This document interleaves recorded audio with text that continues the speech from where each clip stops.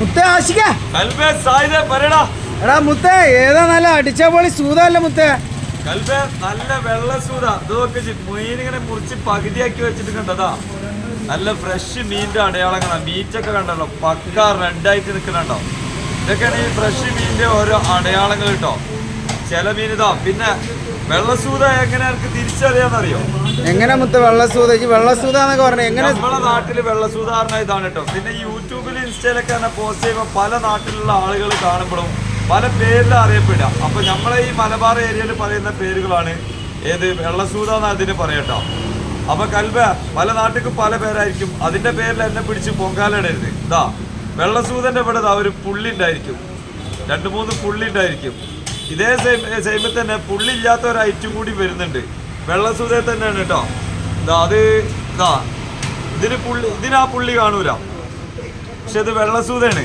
നമ്മൾ അതിൻ്റെ ഇവിടെയുള്ള മാർക്ക് നോക്കിയാൽ മതി. ഇതൊക്കെ ഈ മാർക്ക് കണ്ടോ, ഒരു തരം സൈഡിൽ കൂടെ ഉള്ള ലൈന് പോകുന്നുണ്ടോ. അങ്ങനെ 2 ഐറ്റം വെള്ളസൂത ഉണ്ട്. ഇത് രണ്ടും ഇത് കാണുമ്പോൾ റെഡ് മീറ്റ് ആണെങ്കിലും ഇത് കറി വെച്ച് വേവിച്ച് കഴിഞ്ഞാൽ മീറ്റ് വൈറ്റ് കളറായിട്ടിരിക്കും. പിന്നെ ഇതിന്റെ സെന്ററിലുള്ള മീറ്റ് ഉണ്ടാവും റെഡ് മീറ്റ്, അത് പിന്നെ അങ്ങനെ തന്നെ ഉണ്ടാവും ഒരു ബ്ലാക്ക് കളറിൽ. അപ്പൊ നല്ല ഫ്രഷ് നാടൻ സൂത, വെള്ളക്കാരൻ സൂത കേട്ടോ. അന്നൊരു കിലോ 200 റുപ്യൊക്കെ കൊടുക്കുന്നത്. പിന്നെ ചെറിയ സൂത, ഇതും സൂത തന്നെയാണ്. ഇത് നമ്മളിവിടെ എലിവാണെന്ന് പറയും, അല്ലെങ്കിൽ പെപ്സി എന്ന് പറയും. ഒരു പെപ്സി കുപ്പിന്റെ വലുപ്പം ഉണ്ടാവുള്ളൂ, ഇത് ഈ വലുപ്പം തന്നെ വെക്കുള്ളൂ. അതുകൊണ്ടാണ് കേട്ടോ അതിന് അങ്ങനെ പറയുന്നത്. പിന്നെ വൈറ്റമിൻ ഡി കുറവുള്ള ആളുകൾ ഏറ്റവും കഴിക്കേണ്ടത് ഇത് സൂത അല്ലെങ്കിൽ കേര അല്ലെങ്കിൽ കേദർ എന്ന് പറയുന്ന മീനാണ്. വൈറ്റമിൻ ഡി AC-ലൊക്കെ ഇരിക്കുന്ന ആൾക്കാർ നല്ല കൂടുതൽ കഴിച്ചോളി, ശരീരത്തിന് ഒരു ഉന്മേഷമൊക്കെ കിട്ടും. അത്രയും ഗുണങ്ങളാണ് ഈ സൂതയിൽ കേട്ടോ.